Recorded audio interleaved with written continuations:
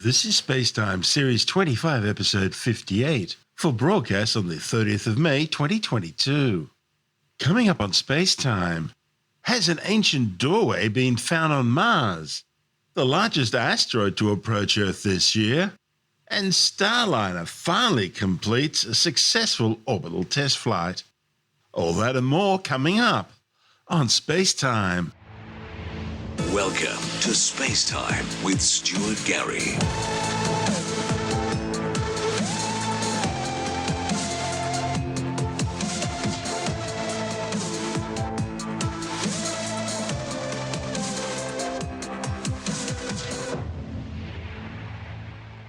Well, the internet's certainly been abuzz this week with news that NASA's Mars Curiosity rover has taken an image of what looks like a doorway on the red planet.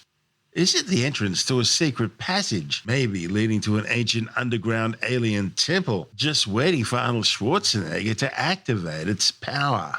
Or maybe it's some sort of secret military bunker hidden in the cliff face. Certainly the conspiracy theorists have been busy typing away in their parents' basements with all sorts of possible explanations. The image of the doorway-like formation was taken on May the 7th.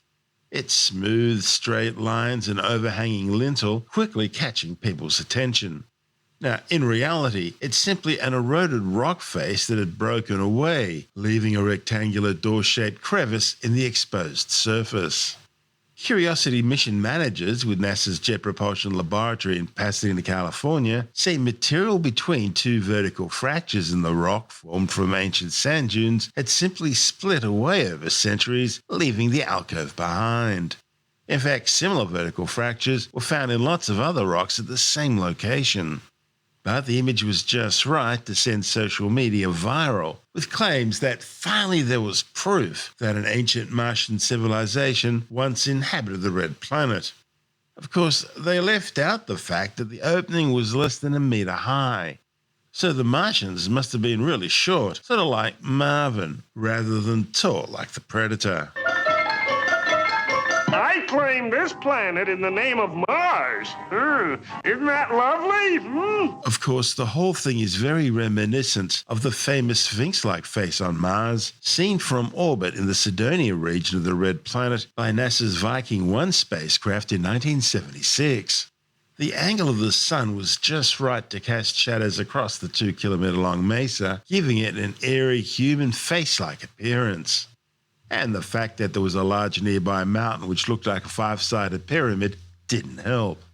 Nor did a pile of boulders in the area, which quickly earned the name of the Ruined City, because it looked like the remains of an ancient Egyptian temple complex. Conspiracy theorists claim that these features, too, were proof of a long-lost Martian civilization. And I, for one, welcome our new insect overlords. Like to remind them that as a trusted TV personality, I can be helpful in rounding up others. Attempts by scientists to explain them as nothing more than tricks of light and shade, together with the effects of pareidolia, were quickly dismissed as part of a giant cover-up. In fact, it wasn't until 20 years later when NASA's Mars Global Surveyor and Mars Reconnaissance Orbiter spacecraft, together with the European Space Agency's Mars Express mission, each in turn flew over the Cydonia region, taking far higher resolution images of the face on Mars, the pyramid and the ruined city, proving once and for all they really were just natural geological formations. So the speculation finally ended. Or has it?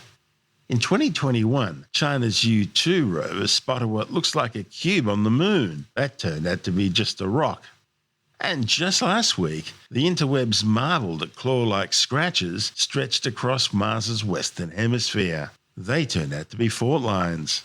Astronomer and distinguished Professor Stephen Tingay from Curtin University says there are far better explanations out there than aliens. I think any reasonable human observer of the photograph would say that's a door in the face of that rock face, but it's not. So I need to say I'm not a geologist, I'm an astrophysicist, but I've read the geologist explanations and yeah, it's a chunk of rock that's fallen out of the face and produced an opening that to us looks a bit like a door, but not a door. And the bit of rock that's fallen out, I guess there could have been billions of years ago, and the chunk of rock that's fallen off has been covered by sand. Yeah, fallen off, rolled away, broken up.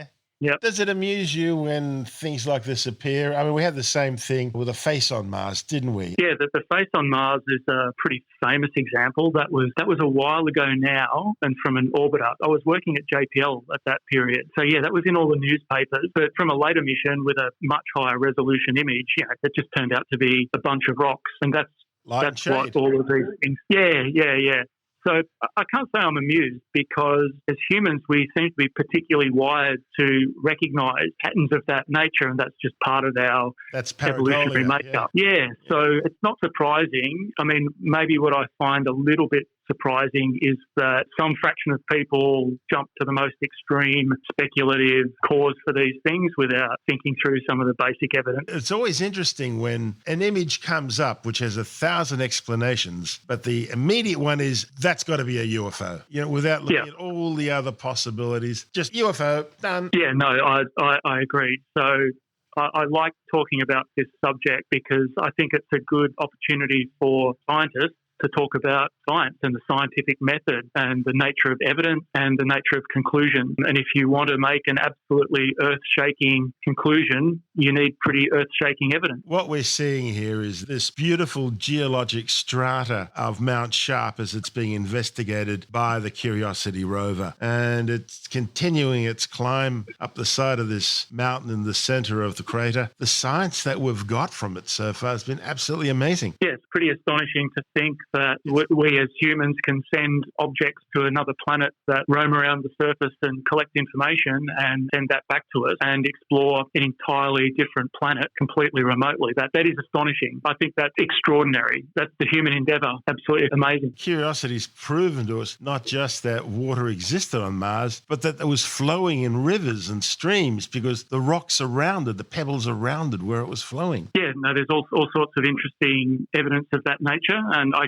guess the next step in the collection of that type of evidence is to send humans there, because as incredible as it is to send a rover and get images, really, even now, there's still no substitute for the human eye and the human brain. I guess the other big UFO news right now is the United States Congress. They've asked the Pentagon to investigate following all sorts of interesting little dots and tic-tac-like objects that have been caught on various military cameras. Mike West, who's a huge skeptic, has already examined a lot of these, and he's basically ticked most of them off as being, this is caused by a weather balloon, this was caused by an apparition in the lens of the camera itself, or the processing of the electronics within the fighter aircraft that led to this. And yet the push to try and find an extraterrestrial explanation for unidentified flying objects remains. Yeah, no, interesting. So increasingly the authorities won't talk about UFOs. The terminology has changed a bit, and they're now referred to as unidentified aerial phenomena. And I guess there's a couple of reasons for the change, and one of them is probably to try and remove that long-standing assumption of UFO equals alien. So as you say, most of these things can be fairly readily explained in most cases, and indeed that's what usually happens. It's interesting that the Congress is examining some of the information that the US government holds in relation to unidentified aerial phenomena. I think they're quite open that even though you can explain a lot of things, some of the things are unidentified, are unexplained. But again, going back to that discussion about conclusion and evidence, if you're going to claim that something is aliens, then you'd better have something a bit better than a fuzzy video. I love to fly light aircraft, and whenever I get a chance to fly, I often ponder, what would I do if I actually saw an unidentified flying object, something I couldn't explain? And I got to admit, I would probably keep it to myself. So maybe the change of name may not be such a bad idea. Yeah, I think so. It's a subtle shift in terminology, but words matter in a lot of cases, and it just underlines the fact that there are some sightings or observations that are not easy to explain, but that's generally because there's really limited data or really limited information, and therefore it's really difficult to draw a conclusion about anything. But again, if you want to make a big conclusion, you need a lot of really good evidence, and the simplest explanations are the best explanations to use that explain all the known facts, nothing more, nothing less. Occam's razor. Occam's razor. That's Professor Stephen Tingay from Curtin University. The 6-wheeled car-sized Mars Curiosity rover landed in the red planet's 154-kilometre-wide Gale crater back in August 2012, and it's been exploring the ancient impact crater ever since. Curiosity arrived at the foothills of the crater's 5.5-kilometre-high central peak, Aeolus Mons, better known as Mount Sharp, in 2014. This is SpaceTime. Still to come, the largest asteroid to approach Earth in 2022, and Starliner completes its second orbital test flight. All that and more still to come on SpaceTime.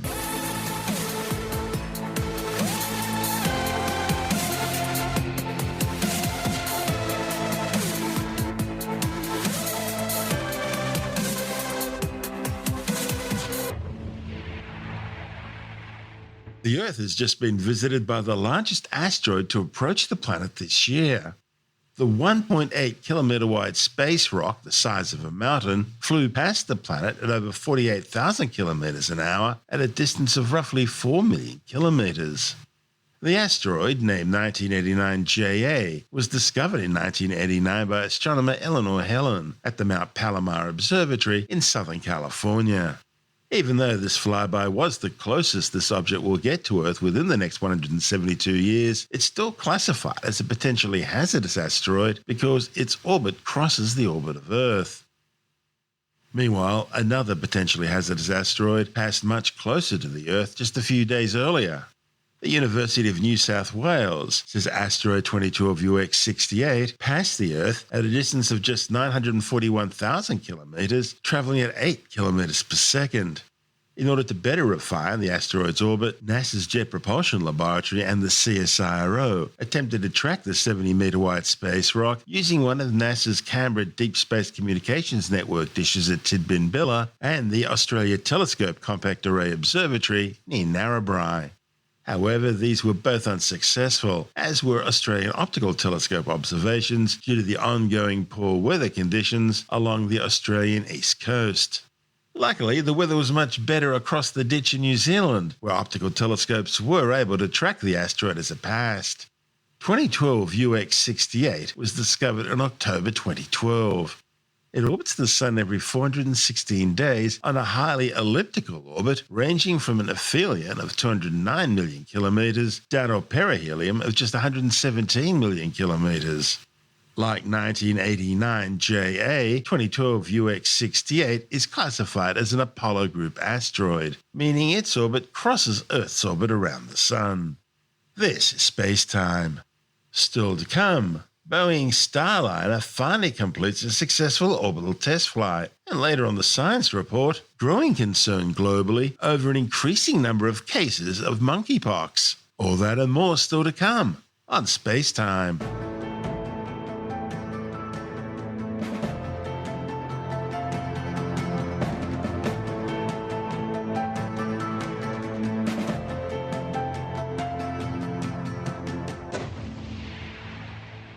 After a string of failures and other technical issues, Boeing has finally successfully completed an orbital test flight of NASA's new Starliner CST-100 spacecraft.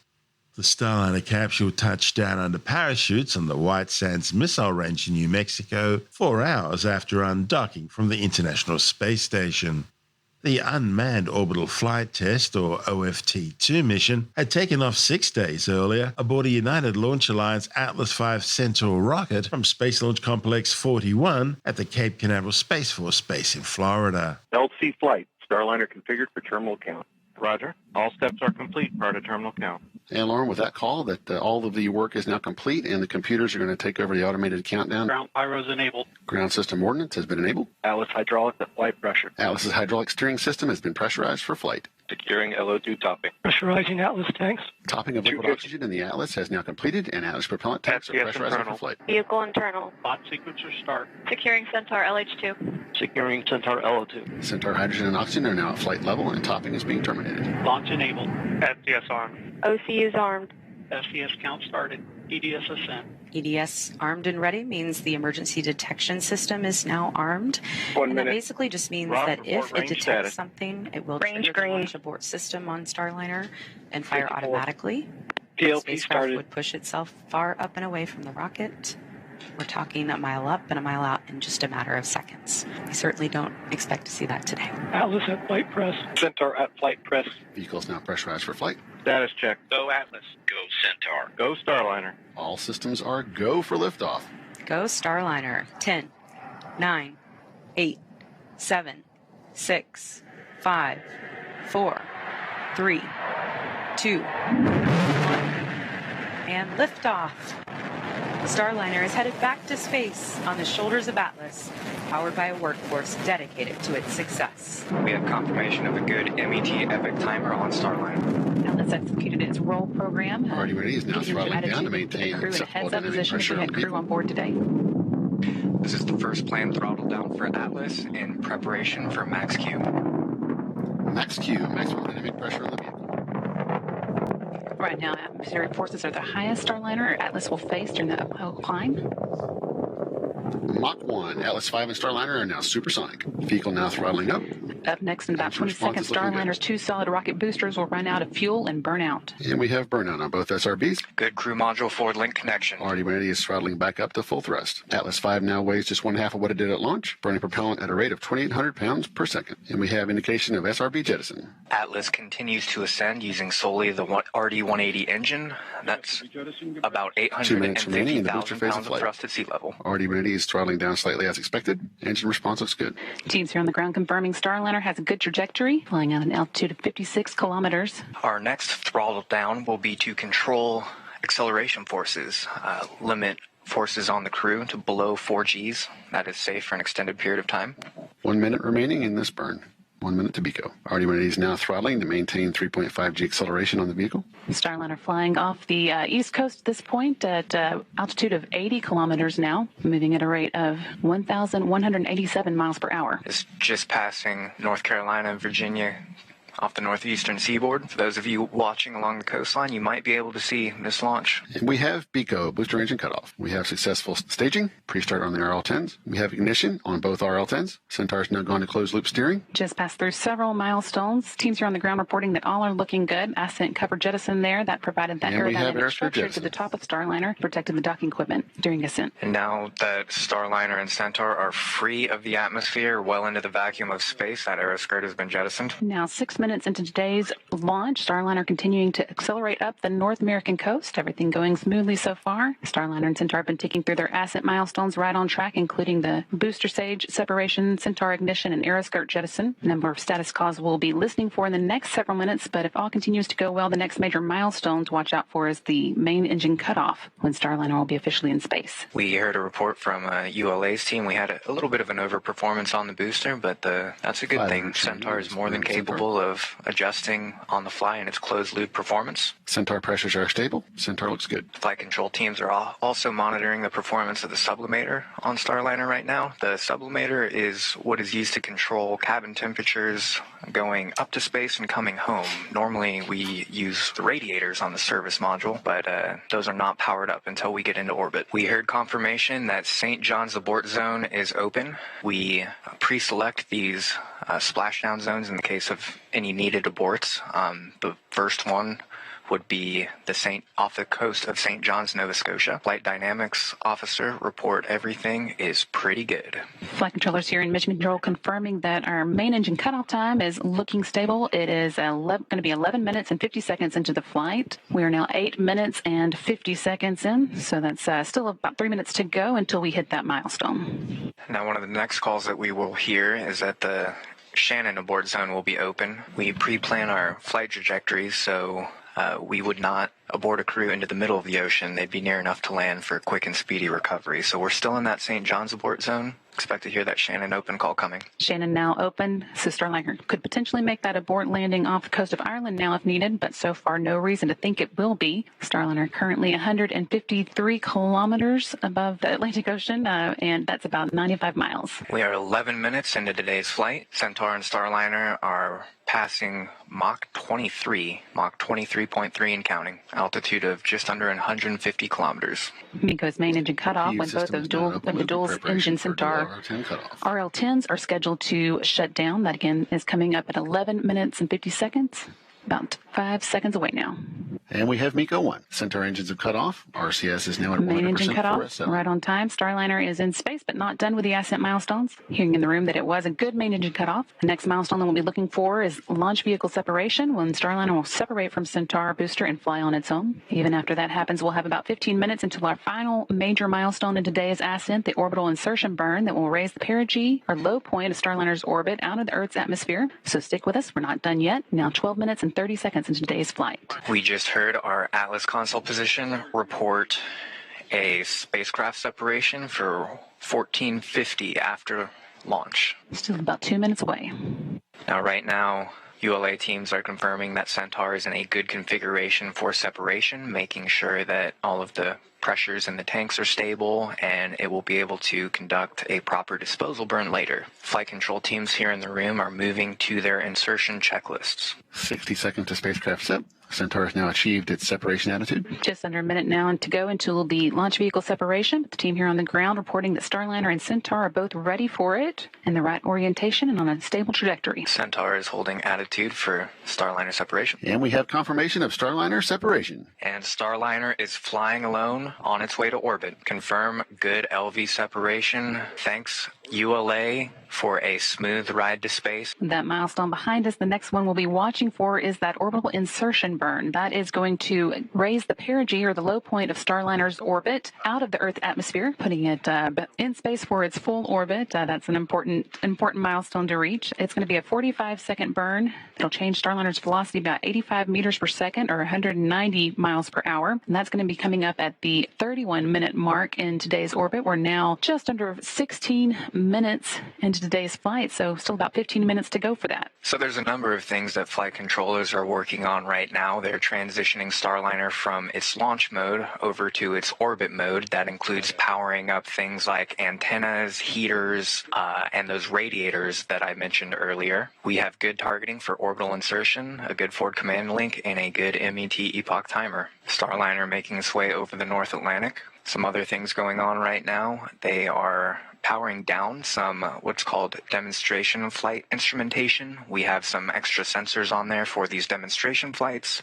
We have more of them on during power descent, but we don't need some of those right now, so flight controllers are powering some of those down. But some other things that are powering on include those propulsion line heaters. When in the vacuum of space and in the Earth's shadow, it gets quite cold, around negative 250 degrees, so we want to make sure those propulsion lines don't freeze. And the radiators are those little small silver discs you might be able to see on the side of the service module. If you remember your high school physics, the only way you can get rid of heat in a vacuum is through radiation. And so that sublimator will be powering down, and the radiators will be taking care of the heat management for the rest of the flight until we get ready to come home. Some RCS jet activations. Those are just helping the target for that orbital insertion burn. L plus 23, the team will transition Starliner into what's called fine pointing mode, or thrust align mode. So those jets firing will hold a very specific attitude, which is exactly the attitude that we need for that orbital insertion burn, as Brandy mentioned earlier. I want that 85 meters per second of delta V to be going in exactly the right direction. Starliner is currently coming up on the coast of Europe and is about 139 miles, 224 kilometers above the Atlantic Ocean as it makes its way to the topmost or highest part of this orbit. It will be heading southeast over Europe and a little bit of Africa in the next few minutes as it begins its journey to start catching up with the International Space Station. Again, one of the major milestones coming up in preparation for that is the orbital insertion burn. Confirmation, we still have a good forward link command connection. So we're about a minute away before the flight controllers put Starliner into its thrust align mode. Once again, just making sure that Starliner is pointed exactly at the right attitude for that orbital insertion burn. It's going to hold that attitude. Guidance Navigation Control Officer confirmed that Starliner is moving towards that OI attitude and will begin holding for orbital insertion. Starliner is in the burn attitude. Nose of Starliner might have been pointed down towards the Earth, but that's actually the attitude that it needs to be, because as it orbits around the Earth, it will no longer be pointing at Earth. It will be pointing at that specific point in space that the orbital insertion burn will send us to. And once again, there'll be a lot of thruster activity. We want those 4 aft-facing OMAC engines, that's about 1,200 pounds of thrust each, to be pushing in exactly the right direction. OMAC standing for Orbital Maneuvering and Attitude Control. They're going to fire for 45 seconds for this burn, changing Starliner's velocity by 85 meters per second or 190 miles per hour. Orbital insertion burn starting in 5, 4, 3, 2, 1. Again, this burn is going to last for 45 seconds. Teams here on the ground reporting 4 good orbital maneuvering and attitude control thrusters. OI cutoff in 5, 4, 3, 2, 1. And we have OI cutoff. And we have confirmation from Flight Director Mike Lammers. We have a good orbital insertion burn. Starliner is in a stable circular orbit on its way to the International Space Station. Now, the mission still had its dramas. The spacecraft encountered some troubles during the ascent, with 2 of the 12 orbital maneuvering and attitude control, or OMAC thrusters, located on Starliner's aft side, initially firing, but then suddenly shutting down, forcing a third to take up their slack. And then there was a second issue involving a sublimator, which is responsible for cooling the spacecraft. It was initially slow to get started. Now, despite these problems, Starliner did successfully rendezvous with the International Space Station and performed a 2-hour station-keeping maneuver 10 meters from the orbital outpost, while mission managers checked docking ring alignments before finally allowing the spacecraft to dock automatically 26 hours after launch. The capsule delivered some 245 kilograms of supplies, food, and test equipment, including helmet water absorption pads, which will be fitted to the space station crew's spacesuits, following a number of water leaks in the suits during recent spacewalks. NASA's been using the same spacesuit since the space shuttle era, so they're getting a bit long in the tooth. And NASA are planning to introduce new spacesuits for the Artemis missions. Also aboard Starliner was the test flight mannequin Rosie the Rocketeer. During the failed OFT-1 mission, Rosie was outfitted with 15 sensors to collect data on what the astronauts will experience during their flights on Starliner. For OFT-2, spacecraft data capture points previously connected to Rosie's 15 sensors were used to collect data from sensors placed along the seat pallet, which is the infrastructure used to hold the crew seats in place. Once all the other supplies had been removed, Rosie was joined by 272 kilograms of nitrogen-oxygen recharge tanks for the journey back to Earth. The 3 tanks, which provide breathable air for station crew, will be refurbished on the ground and then flown back to the space station. Starliner undertook an automated undocking from the space station, followed by a deorbit burn, successful separation of the spacecraft service module, a smooth atmospheric re-entry, a successful deployment of the 3 main parachutes and 6 airbags, and a precision target landing and recovery. Once again, receiving data from the Starliner now that it's passed through that plasma buildup. Everything going well as it makes its way across this track heading towards a landing in the New Mexico desert. Teams on the ground reporting good trajectory. And the forward heat shield has now jettisoned. That heat shield protected the spacecraft through those thermal loads during re-entry, and drogues are out. 2 drogue parachutes slowing Starliner's speed and drag. They're going to reef to a wider opening and slow Starliner down enough for the main chutes to deploy in less than a minute. And mains are now out. We see 3 parachutes coming out here. Starliner has another 8,000 feet toward the landing. Those 3 parachutes are starting to inflate now. And the main parachute's reefing open right there, continually slowing Starliner down. 3 good main parachutes, looking good. And there goes the base heat shield, just jettisoned, falling away from the spacecraft. It will reveal the airbags that will cushion Starliner's landing. And those airbags are now inflating. Starliner is 2 minutes, 40 seconds from landing. Those will come in real handy when we have crew on board for the crew flight test of Starliner in a few months. Help ensure that the crew gets a nice, soft touchdown. And those bags are filled with nitrogen as they guide Starliner safely back to the desert floor. Flight controllers here in the room reporting good airbags. Everything going exactly how we want to hear it. Exact touchdown time will vary a little bit depending on the winds at the landing site, but everything's going smoothly.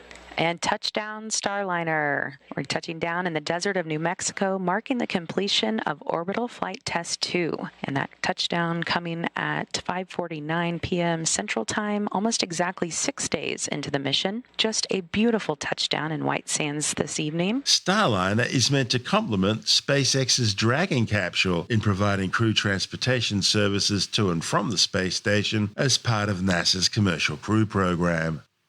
But while Dragon has now undertaken 6 manned space flights to the orbiting outpost, including 5 for NASA and 1 for Axiom Space, as well as another manned flight taking a group of space tourists into orbit, Starliner has been struggling with ongoing technical issues.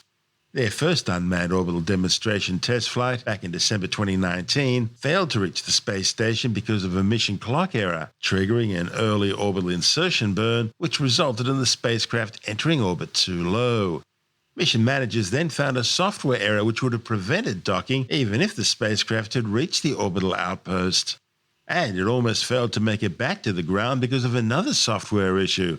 This one would have caused the spacecraft service module to crash into the capsule during the return to Earth, had the problem not been discovered and rectified at the last minute. A first attempt at a second unmanned orbital demonstration mission back in August last year was scrubbed after corrosion was discovered in 13 propulsion system valves due to moisture from a passing thunderstorm interacting with the propellant's nitrogen tetroxide oxidizer. The problem is the reaction had occurred deep inside the spacecraft, meaning it needed to be disassembled in order to reach the corroded components. Now, based on the data from this mostly successful OFT-2 flight, a manned test flight to the space station could happen by the end of the year. And if that works out successfully, then Starliner will join Dragon, providing regular crew transport services to and from the International Space Station. This is SpaceTime.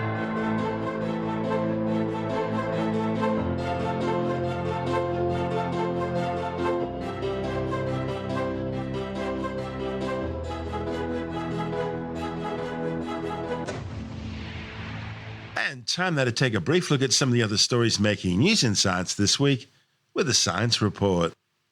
Concern is continuing to mount globally over the increasing number of cases of monkeypox now being detected across Europe, the United States, and Australia.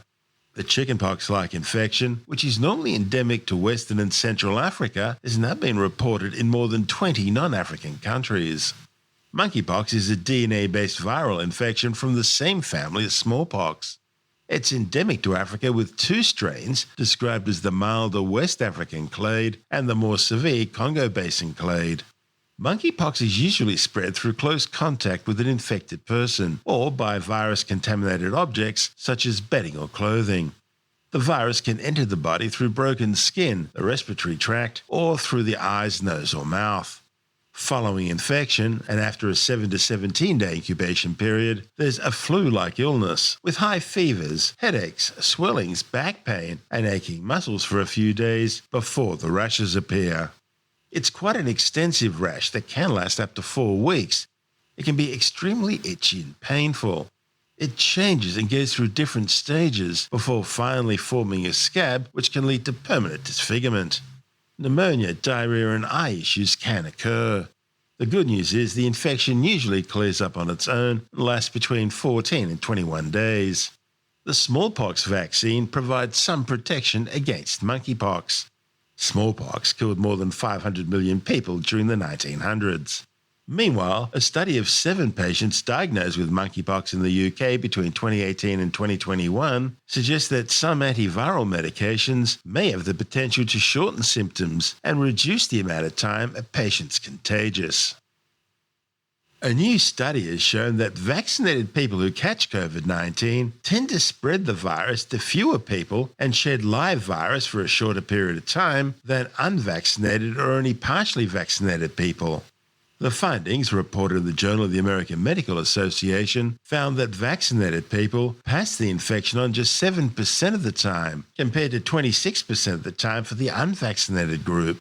The study also found that fully vaccinated people shed live virus that could be grown in cell culture for 4 days after symptoms started, while partially vaccinated shed live virus for 8 days, and unvaccinated people for 10 days after symptoms began. The authors say the study provides important evidence that although there is the possibility of breakthrough infections, COVID-19 vaccinations remain critically successful for controlling the spread of the virus. Over 6.3 million people have now been killed by the COVID-19 coronavirus since it first appeared in the area surrounding China's Wuhan Institute of Virology back in September 2019. However, the World Health Organization says the true death toll is likely to be around 15 million, with well over 500 million confirmed cases globally. Archaeologists have discovered a series of vibrantly coloured frescoes in an ancient temple at Esna, 60 kilometres south of the ancient Egyptian capital of Luxor. The ancient temple, dedicated to the Egyptian deity Khnum, was decorated mainly during the Roman period between the 1st and 3rd centuries. The spectacular roof is supported by 18 columns with varied floral capitals made to look like palm leaves, lotus buds and papyrus fans, and bunches of grapes, which is a distinctively Roman feature. The images were discovered on the ceiling under a thick coating of dust and soot and comprise 46 depictions of the Upper Egyptian vulture goddess Nekhbet and the Lower Egyptian serpent goddess Wadit, both with outstretched wings. While Nekhbet is the head of a vulture and the white crown of Upper Egypt, Wadit can be recognised by the Lower Egyptian crown, topped with a cobra. Victims of the devastating floods which recently ravaged parts of the Australian Pacific coast around the New South Wales Northern Rivers region are now being inundated by conspiracy theorists claiming the deluge wasn't an act of nature or climate change, but rather a deliberately orchestrated campaign using cloud seeding to remove people from the area. It's all very reminiscent of American conspiracy theorists claiming aircraft convection trails are actually chemtrails comprising chemical or biological agents being sprayed by government for nefarious purposes. Tim Mendham from Australian Skeptics says numerous Facebook groups are now claiming the flooding is part of a man-made weather event. There are certain things in the sceptical spectrum that some things are fun. UFOs, not their sponsor, that's not the fun. You get the other end of things where people start to take advantage of other people for their own personal agenda, and that's what it makes the skeptics very, very upset. And this is about the recent floods up in northern New South Wales, southern, southeast Queensland, and what they're suggesting, these conspiracy followers are suggesting that the floods are man-made, and man-made as in controlling the weather. The HARPS thing that... Well, HARPS isn't mentioned much anymore because it's sort of closed down, didn't it? Yes. Anyway, but I mean, so, no, it's, the story I've heard from people who are very close to me was that basically it's cloud seeding and controlling the weather, and that they are doing it to try and bring in a one-world government or a control, at least, of the individuals. And someone put it to me that the flooding around Byron Bay in the northern New South Wales, which is the area around there, is it's well-known, new agey, sort of more spiritual, hippie-ish. It's the hippie part of town. Yeah. Therefore, the weather is being controlled to flood them, to take away these alternative thinkers. They force them to move into the cities where they can be more easily controlled. But this motivation to actually control people is insulting. These things are coming out within the 24 hours of the floods, and people saying that this is government control, etc. That's Tim Mendham from Australian Skeptics.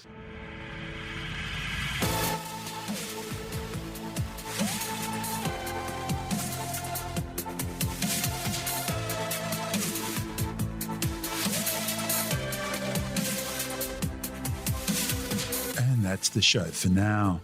SpaceTime is available every Monday, Wednesday and Friday through Apple Podcasts, iTunes, Stitcher, Google Podcast, Pocket Casts, Spotify, Acast, Amazon Music, Bytes.com, SoundCloud, YouTube, your favourite podcast download provider, and from spacetimewithstuartgary.com. SpaceTime's also broadcast through the National Science Foundation on Science Zone Radio and on both iHeartRadio and TuneIn Radio. And you can help to support our show by visiting the SpaceTime store for a range of promotional merchandising goodies, or by becoming a SpaceTime patron, which gives you access to triple-episode commercial-free versions of the show, as well as lots of bonus audio content which doesn't go to air, access to our exclusive Facebook group, and other rewards. Just go to spacetimewithstuartgary.com for full details. And if you want more SpaceTime, please check out our blog, where you'll find all the stuff we couldn't fit in the show, as well as heaps of images, news stories, loads of videos, and things on the web I find interesting or amusing. Just go to spacetimewithstuartgary.tumblr.com. That's all one word, and that's Tumblr without the E. You can also follow us through @StuartGary on Twitter, @SpaceTimeWithStuartGary on Instagram, through our SpaceTime YouTube channel, and on Facebook, just go to facebook.com/SpaceTime with Stuart Gary. And SpaceTime is brought to you in collaboration with Australian Sky and Telescope magazine, your window on the universe. You've been listening to SpaceTime with Stuart Gary. This has been another quality podcast production from Bytes.com.